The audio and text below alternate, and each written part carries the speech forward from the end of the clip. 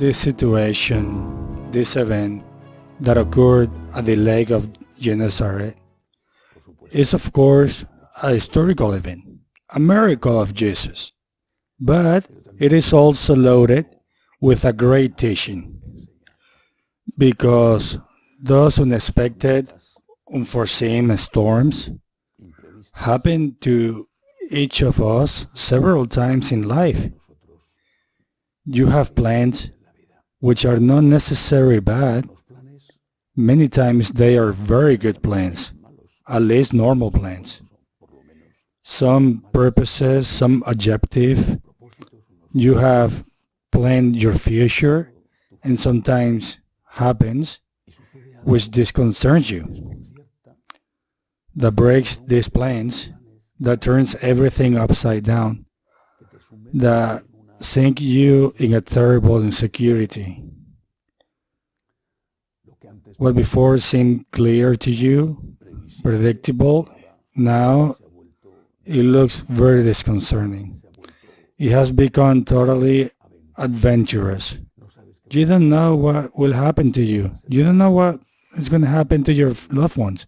You don't know how you're going to live tomorrow.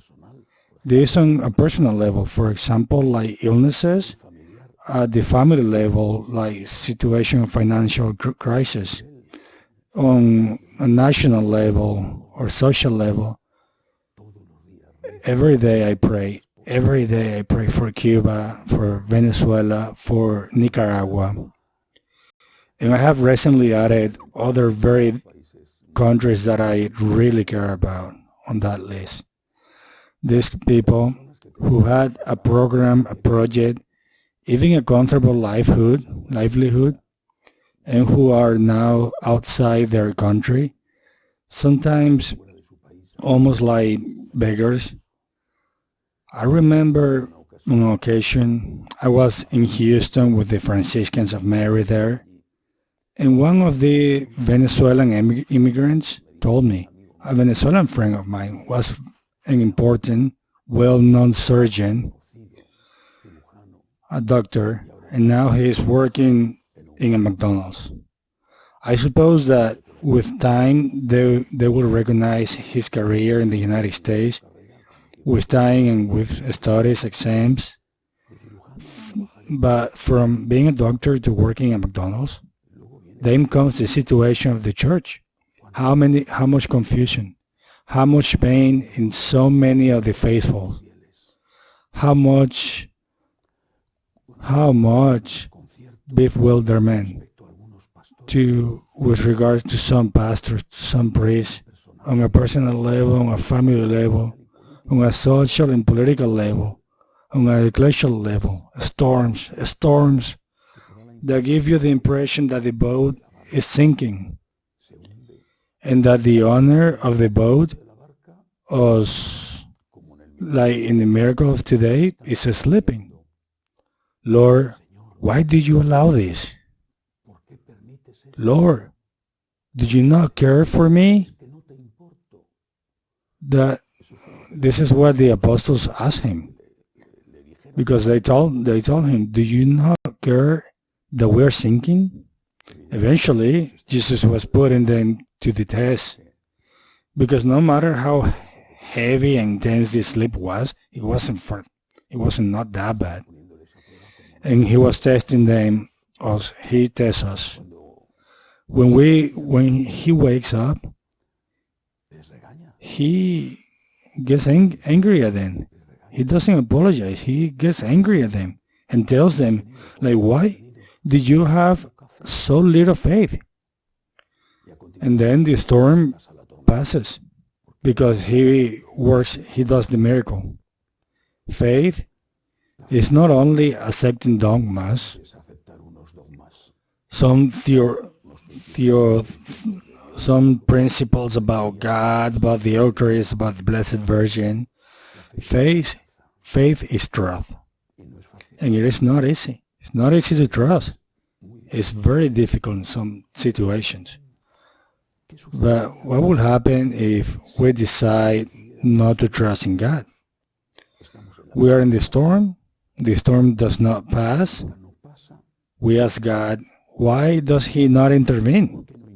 And the problem continues. A very long ordeal that Cubans and Venezuelans, for example, have been suffering. And the storm does not pass, like in these countries. And then, what are you going to do? Well, you can question the Lord, of course, but he is still sleeping, apparently, in some situations. So, are you going to get out of the boat in the middle of the storm? And then, if you get out of the boat in the middle of the storm won't finish. The wind won't calm down. I remember once talking about this with one of the Franciscans of Mary in Venezuela, of how hard it is for them to keep the faith in this terrible situation they live in. And he told me, Father, the only luxury we can afford and cannot do without at this time is to lose the faith. It is our only luxury to keep the faith. And that luxury, because it's a luxury, that luxury, we cannot go without it. Because what will happen to us if we lose our faith?